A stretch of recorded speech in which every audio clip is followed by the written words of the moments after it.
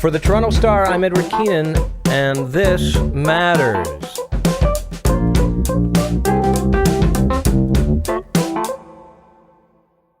It's a very special episode today. I'm here in Washington, D.C. I'm not your usual host, but that's because, as you may know, it's been a bit of a bananas week in the midst of a bananas presidential term here in the United States. Roughly a week ago, we had Trump supporters storm the Capitol building and take it over. We're in! Let's go! In the meantime, federal troops have occupied downtown Washington and blocked off large sections of it. President Trump has been impeached for a second time. Today, in a bipartisan way, the House demonstrated that no one is above the law, not even the President of the United States. And we're roughly a week away from the inauguration of Joe Biden. To discuss that, they brought in me, the Washington bureau chief, and my guest, the former Washington bureau chief of the Toronto Star, who is currently a CNN reporter, Daniel Dale. Daniel, welcome to the program. Thank you so much, Ed. You've made sort of your trademark, both at the Star first and then later, more prominently internationally on CNN, fact-checking the president. This week, he's been unusually silent. Yeah, he's talking much less than he has in as far back as I can remember. So for people whose job it is to fact check him, it's been kind of a break. But his silence is coming at the same time as this kind of reckoning over the impact of his previous lies. So we're still thinking and talking about the lies, but he himself is temporarily doing less lying. Yeah, in a way, this is, as you say, a reckoning where the entire situation right now, which is an emergent crisis recognized by even, 10 Republicans in the House and many more Republican voices, people who'd previously supported Trump. It's not overstating the case to say that the current situation is the direct result of him claiming since November that he legitimately won the election. There's this giant fraud being perpetrated, and that they need to stop it. That's what we saw at the Capitol last week, is his supporters playing out basically the natural consequences of that belief. Yeah, I mean, the impeachment debate, many Republican supporters of Trump wanted to focus solely on his words at that speech at the rally that immediately preceded the storming of the Capitol. And they said, well, in that speech, he, among other things, he urged them to make their voices heard peacefully. First of all, they ignored a bunch of the other stuff he said in that speech, where he was much more combative. But second of all, it's not just that speech. That wasn't the only incitement here. The incitement started, on election night when he claimed that he had won the election, specifically claimed that he had won states that he had not won or that hadn't been called yet. And all these tweets, I mean, I've tweeted that he is a serial liar. He has been a serial liar for years, possibly his whole life. But in this post-election period, he has been more comprehensively dishonest than I've ever seen before. Like literally everything he tweeted on his post-election was false, whether it's promoting the bonkers or otherwise incorrect conspiracy theories to just asserting that he won in a landslide. Like this stuff is all wrong. And all of those lies led to these people coming to DC for it was called a Save America rally, but these people were trying to stop the steal in their own minds. There is no steal. And he planted that belief and he perpetuated it for months. We're coming to the end of Trump's term in office here. You can fact check me here. Is it accurate to say that you've listened to or read every statement Trump has made during his presidency? Yeah. What has that been like? Number one, it's been tiring. There are much harder jobs in journalism, from covering 5 different beats at a small town paper that's had cutbacks to, of course, covering a war or a famine or some serious thing. But just the sheer number of words and the sheer number of lies is so tiring to deal with. It's also been educational. I mean, I've been reluctant to try to pretend that I'm in Trump's brain, that I know what's going on in there. But you get sort of a sense of this man and how he operates and, when he lies and the kinds of lies he tells. And so I feel like I've learned, too much about this now departing president. You've sort of made your name calling out lies and fact checking, but you've got to think that the sheer volume that you've studied makes you one of the world's foremost experts on public Trump, at least. I mean, the only thing missing here is private conversations, right? Yeah, I mean, I don't know how many others have read, every word that he has uttered. So every tweet. Yeah. Every coronavirus briefing. So much nonsense. The briefing period was, I think, the hardest period I've had as a Trump fact checker, because it was daily and it was the lying was both relentless and so important. Some of the lies are just pure self-promotion, pure ego, so trivial, like when he claims that he was once named Michigan's Man of the Year, which never happened.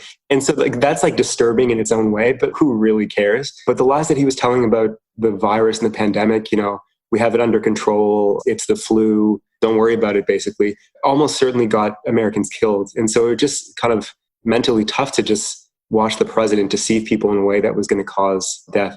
Can I take you back a little bit just for Toronto Star readers in particular who got to know you? You and I both covered Rob Ford before this. Rob Ford famously had a problem telling the truth. You did some fact checking of Rob Ford at the Star before. I did some fact checking at the Grid. There were a bunch of others. Is there a difference or a similarity you noticed between the two men who both sort of were populist, but who were also famous for saying things that weren't true? Like, is there a difference between the way they lie, or a key difference or a key similarity? I think it's substantially different. I think Ford was also a frequent liar. The frequency from Trump is way higher. But in addition to the frequency thing, I think Ford was a more traditional liar. So think of his most famous lie, which is, I didn't smoke crack. You know, that's his version of fake news. You know, he accused us of making it up. Or before that, like, you know, years ago, he got kicked out of a Toronto Maple Leafs game for insulting this couple of drunken belligerents, yeah. And he claimed he wasn't at the game, which is a crazy lie. But these are like defensive lies. Okay, your kid might lie like that. You know, they get in trouble, they want to get out of it, and so they make something up. Or he would exaggerate about policy, you know, about subways, for example, stretching the truth. Whereas Trump, he often lies for no apparent strategic reason other than to assert that his own reality is the only reality. He lies about the tiniest stuff. Even when the truth is good for him, he can say, so he was bragging about how tough he'd been on China. China had its worst economic growth in 27 years. So first he started saying that, and then he promoted it to 37, and then it got into the 40s.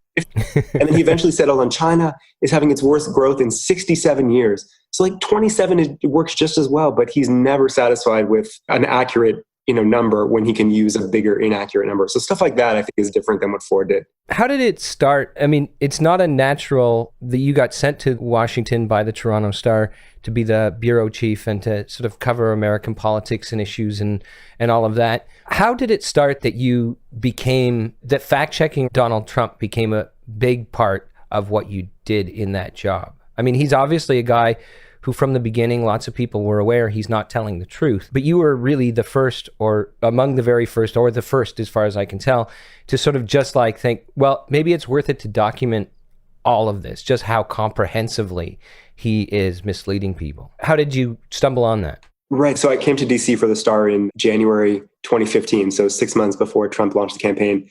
And I did the job basically how I can see you're doing the job and how our predecessors did the job. Like, you try to find interesting, features to write, human interest stories, analysis stories, obviously not a fact-checking job. Basically what happened was I was covering the 2016 campaign, and it struck me for months, but it started to really hit home in September 2016, like just how much he was lying, how crazy this was, how unusual it was even for a politician, and how little coverage it was getting. And what was happening was reporters would just document this on Twitter, maybe on their own Twitter account, like Trump is like making a bunch of stuff up in the speech. But if you were to read their story in the next day's paper or online or watch, the nightly news or whatever, you wouldn't be told anywhere, like, one candidate in this race said 30 things yesterday are not true. And so I thought I'd just informally document this on Twitter. I started making kind of informal bullet point lists, like spending pretty little time on it. They were just so popular. Like, they got so many retweets. Eventually, Michael Moore, maybe a few weeks into it, Michael Moore, the filmmaker, tweeted something like, this Canadian journalist every single day makes a list of all the lies that Trump is telling, and he shames the US media. And I got a lot of followers from that. I seriously thought, like, oh my God, I got to do it every day now to satisfy followers. So I didn't expect it to be daily. And then I didn't expect it to continue. I thought, like a lot of people, I thought Hillary Clinton would win the election, and maybe I'd fact check her, but it's not the same task as it is with Trump. And then he won, and Ed Tubb, who was the behind-the-scenes mastermind behind the fact-check project. Editor at the Toronto Star. Yeah, still a Star editor. He said to me, you got to continue. You probably need to continue, right? So it unexpectedly became a long-term project. It has become, I mean, for better or for worse, I hope you think after this time that it's been for better, but it's become kind of your calling card. You're known as the sort of the lie detector. What's that like for you to be famous for that, I guess? Like, are you recognized in the street by people who say, hey, there's the guy? I mean, that might be a for better, for worse thing, because I know the mail I get from Trump supporters is often very ugly. I can't imagine yours. No, there's some bad email, some bad tweets. My Twitter has gotten better over time as I've blocked some of the worst offenders. I don't feel famous in real life. Like maybe in Twitter, I have a substantial following, but I've only been recognized like maybe 2-3 times the whole time I've been in DC. One of which was on one of my very early dates with now my partner. It was like I paid this man to come up to me.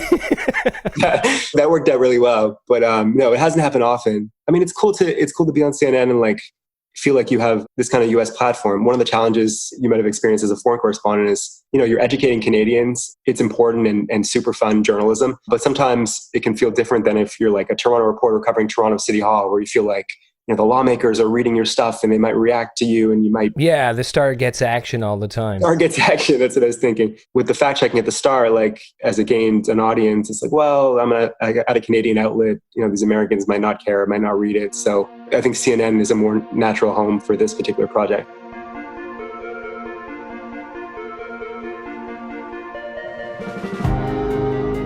We'll be right back.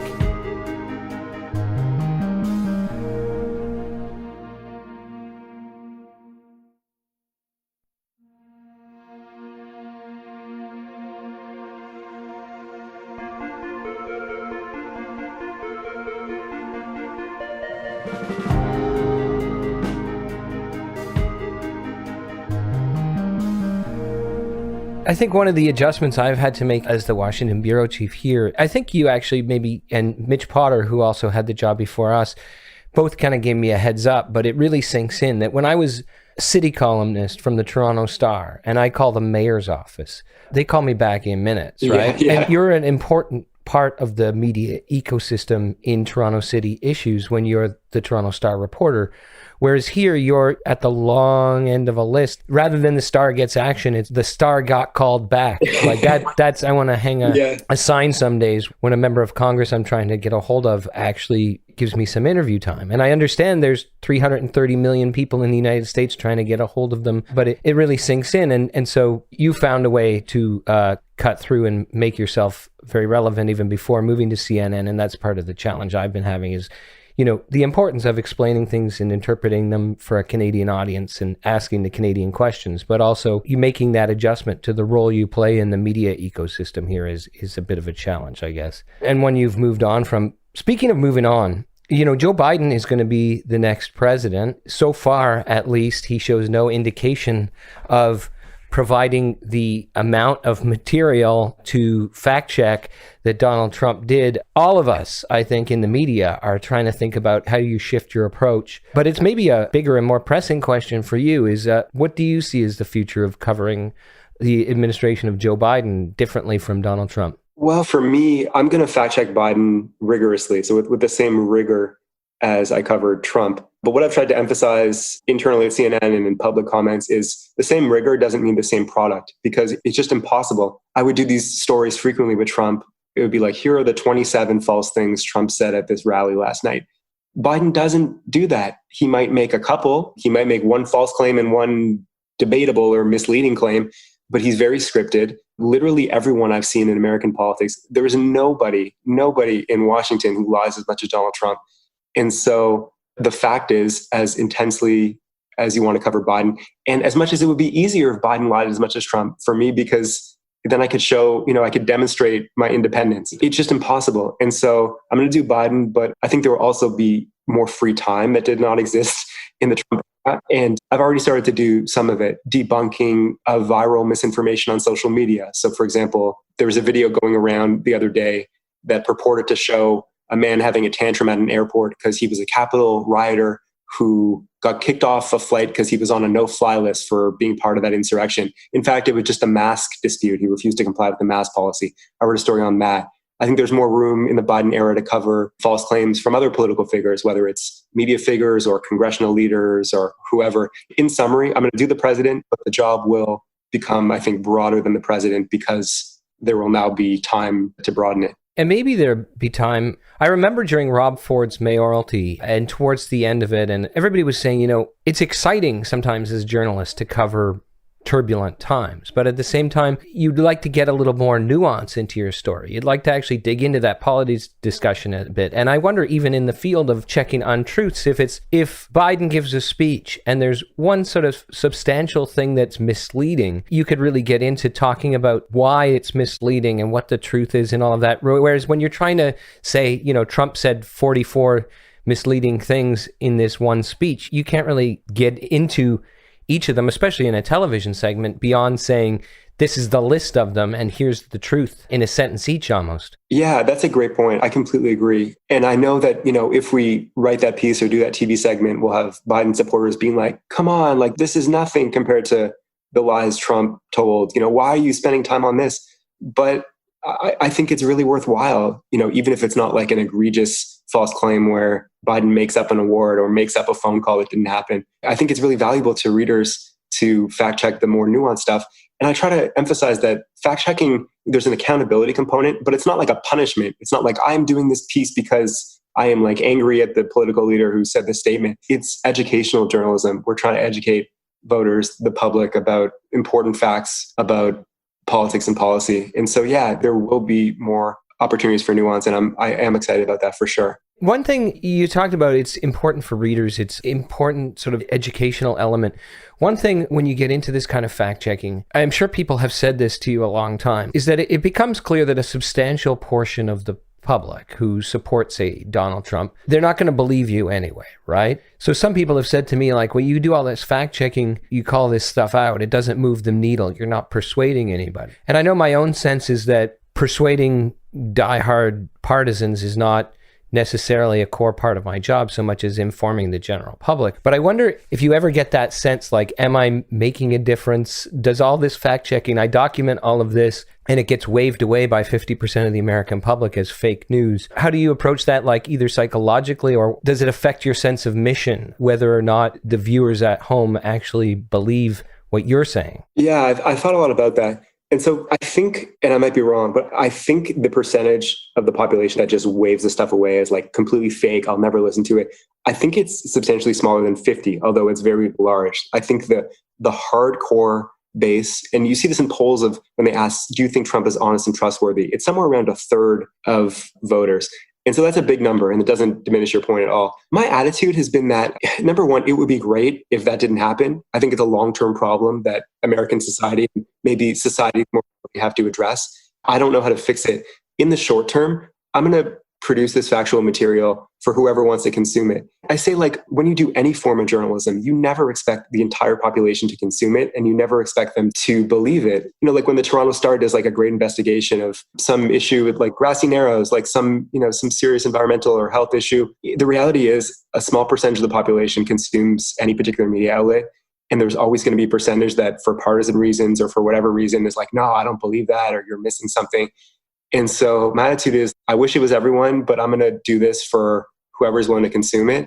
And I think with an outlet like CNN, it's not just hardcore Democrats. It has a pretty broad audience. Even if someone is inclined to distrust me, maybe they'll think I make one good point amid my 10 points, or maybe a seed will be planted in their mind, a seed of doubt that they didn't have before. And so I think it's more hopeful than some of those well-meaning people who ask those questions might suggest. I will take it as a badge of honor that you clarified misleading statistics that I gave live on the air in the middle of the broadcast. I think it's great. Okay, good. Clearly, I was just pulling numbers out of the air as an example. But I love that you actually had the more accurate numbers close to hand and were able to put that out there. Do you have numbers? Speaking of numbers, I know you were keeping a list and a tally at some point. Do you have a number right now of how many false, misleading, untrue things you have caught Donald Trump saying? I gave up in September because it was like actually becoming harmful to my health to try to keep up with the number of lies he was telling during the campaign. I counted one by one. I fact-checked more than 9,000.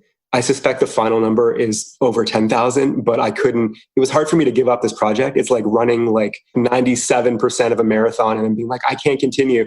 Literally, I could not continue. And so I will never have a final number. And I've come to terms with that. I know he repeats a lot of the same things over and over. Is there a lie that he's told more frequently than any other? Yeah. So in the top, I wish I knew the number one. So in the top 5 for sure are the claim that Americans did not pay for his tariffs on China at all. It was solely China covering this money. His claim that he is the one who got the Veterans Choice Healthcare program passed. Trump signed a different law to modify the program. His claim that Democrats support open borders, which some people argue, well, it's not really fact checkable. It's kind of political rhetoric, but he uses it in a literal way. Like they want to throw open the borders and let anyone walk across.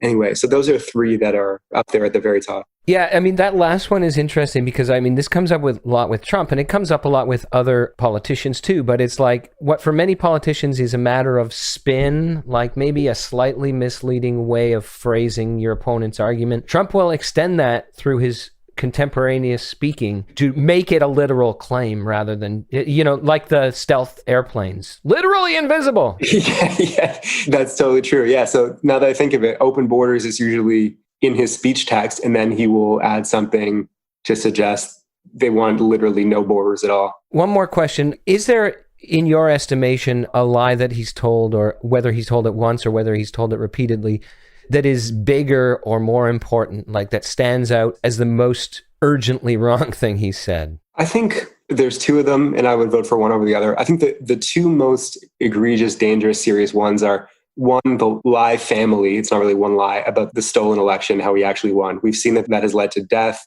and fear and trouble, instability in this country. It may have long-term damage.